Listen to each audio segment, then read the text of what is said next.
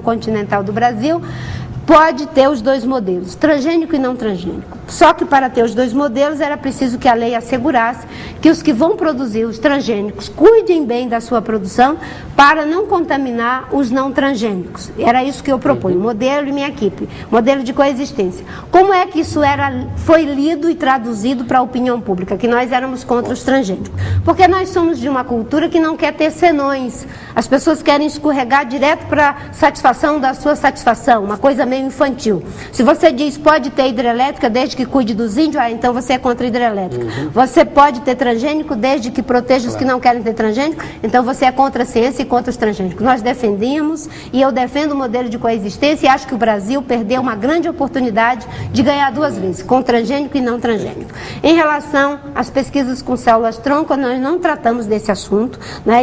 Nós no Ministério do Meio Ambiente só tratamos da questão de biossegurança e a questão de célula-tronco. A nossa opção é que isso ficasse a cargo do Ministério de Ciência e Tecnologia. Senadora, em relação às células-tronco de embriões? A minha posição pessoal é uma posição contrária, mas eu sou favorável à pesquisa com células-tronco adulto, que é a mesma posição defendida por vários pesquisadores, inclusive por médicos, como é o caso do senador Tião Viana. Senadora, em relação ao aborto, a senhora é contra ou a favor do direito da mulher escolher se deve fazer um aborto? Olha, eu acho um reducionismo se a gente fizer a questão da seguinte, quem é contra e quem é a favor. Porque senão você sataniza os que são a favor e você sataniza os que têm uma posição contrária. Deixa eu mudar a pergunta. A senhora acha que o ato de abortar deve ser suficiente para levar uma mulher para a cadeia? Eu acho que o ato de abortar, primeiro, não é desejável por nenhuma mulher. Qualquer mulher que faz o aborto, ela está numa situação de muita vulnerabilidade, de desamparo, e que, com certeza, a cadeia não é o lugar para se tratar disso. Agora, não basta você dizer, vou descriminalizar e ponto. Você tem que promover, em primeiro lugar, toda uma condição de acolhimento para que as pessoas possam ter o acesso aos meios para evitar, inclusive, as gravidezes que são indesejadas. E ter também um debate na sociedade. Porque quando você diz a liberdade é total e plena da mulher, mas quando você pensa na perspectiva da vida e na discussão ética, filosófica, espiritual, enfim, moral que está por trás disso, existe uma vida que está ali. Quem protege essa vida é a sociedade. Quem protege essa vida também é o Estado e isso é válido para todas as formas de vida. No caso do feto também. Então você tem uma discussão de natureza complexa que é um debate que não se encerra. Primeiro, não é o Executivo que decide isso, é o Congresso. Mas eu advogo que o Congresso, mais do que o Congresso, se faça um plebiscito, para que se possa discutir, fazer o debate com exaustão. Porque existem pontos que podem nos separar, se dissermos quem é contra ou quem é a favor. Mas existe o que faz a convergência entre todos, que é a necessidade de mais informação, de mais preparo, de mais meios, de mais cuidado, de mais planejamento, de um atendimento de saúde pública que seja capaz de acolher corretamente as mulheres em condições vulneráveis. Aí haveria um plebiscito para tomar uma decisão, fazer um debate. Inclusive, quando eu falo isso, as pessoas dizem, mas isso é complicado, porque a gente sabe como foi na questão do armamento, né? Mas quando eu defendo o plebiscito, eu não estou defendendo como uma forma de desresponsabilizar. O governante vai manifestar também a sua opinião. Tem um projeto em tramitação no Congresso, a Espanha acabou de legalizar o aborto até 14 semanas. Eu imagino, então, que no seu governo, como a senhora falou, é um assunto que será tratado no Congresso e o seu governo proporia um plebiscito. Isso é um compromisso da Marina Silva. Perfeito. Senadora, a eventual descriminalização da maconha ajudaria a combater o problema ou pioraria? Veja bem, essa é uma discussão quase semelhante, porque existem pessoas muito sérias que defendem a descriminalização e não defendem de qualquer forma, de qualquer jeito. Eu discordo quando é feito o debate vulgar, desqualificando, como se as pessoas que advogam esse ponto de vista fossem pessoas que não estão preocupadas com os nossos jovens, que querem levar os nossos jovens para as drogas.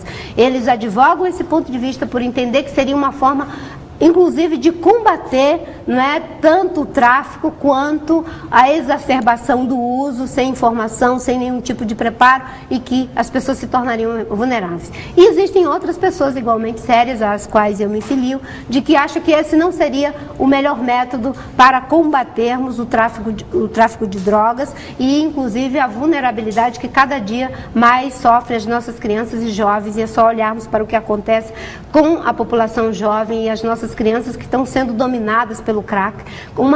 É uma epidemia mesmo, um processo avassalador de adoecimento, em que essas crianças vão ficando como seres descartáveis, algumas delas perdem a própria vida num processo de degradação social muito grave. Então temos que ter um olhar cuidadoso e, como diz o Gabeira, vamos mais uma vez para o que converge, juntar todos os lados e ver qual é a melhor saída. Quando eu vejo o presidente Fernando Henrique defendendo a questão da descriminalização, pessoa como o Gabeira e outras pessoas também colocando um ponto de vista crítico em relação a essa saída, o melhor é que possamos fazer um grande debate para buscar um caminho, porque de fato a questão das drogas no Brasil há um processo de retroalimentação entre quem usa, não é, e aqueles que são, digamos, presas fáceis para o tráfico de drogas. Senadora, qual é a sua opinião sobre a lei da anistia, a amplitude dela, a lei da anistia de 1979? Ela protege os torturadores? Quem cometeu crime de tortura naquela época não deve ser punido ou deve ser punido? Olha, se perguntado dessa forma, você fica numa coisa dual. Eu vou te falar do plano de direitos humanos agora do governo, né? Em que essa questão vem para o debate com os contornos ideológicos de muitas matizes, mas no fundo, alguns dizendo que isso significa mexer na lei da anistia. A lei da anistia, ninguém está propondo que ela deva ser mudada.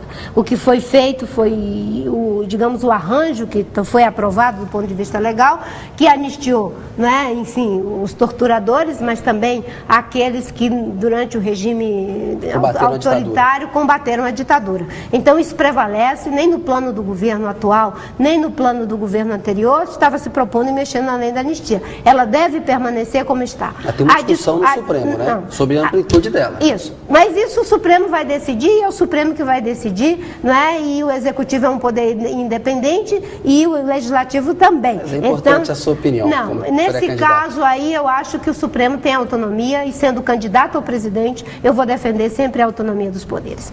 Em relação a essa questão, o que leva à polêmica é a questão da Comissão da Verdade, né? E aí eu sou favorável, sim, a termos uma Comissão da Verdade, porque como é que a gente vai elaborar esse trauma, essa ferida, em cima da mentira ou em cima de algo que está sendo ocultado? Então, isso vai ficar eternamente como um fantasma no nosso armário. Agora, a Comissão da Verdade não significa que vai reabrir processo, que vai botar ninguém na cadeia, não significa que vai mexer na lei da anistia. Agora, uma coisa que aconteceu, no meu entendimento, é que o debate que foi feito corretamente pelo ministro Paulo Vanucchi com as conferências, no encaminhamento do governo, foi feito de forma atabalhoada e aí contaminou, inclusive, agora com o processo político.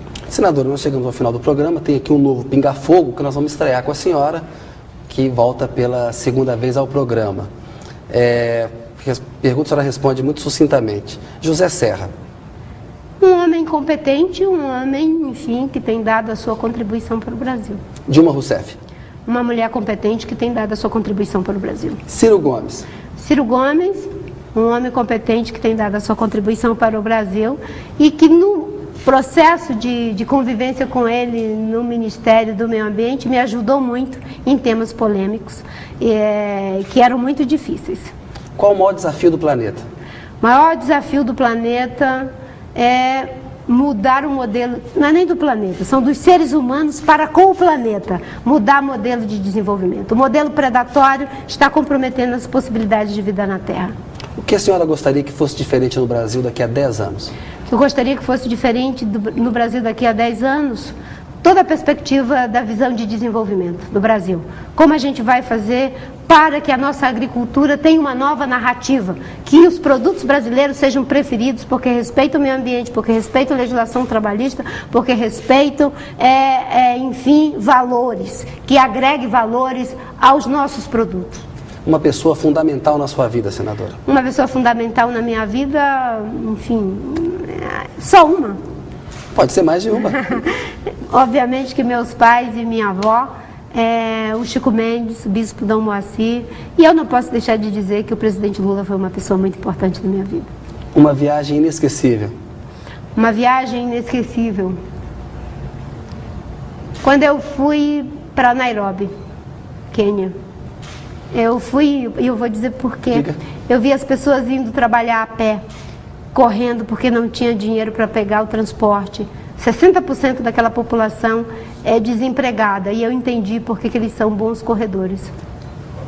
Senadora, uma comida preferida? Uma comida preferida? Açaí.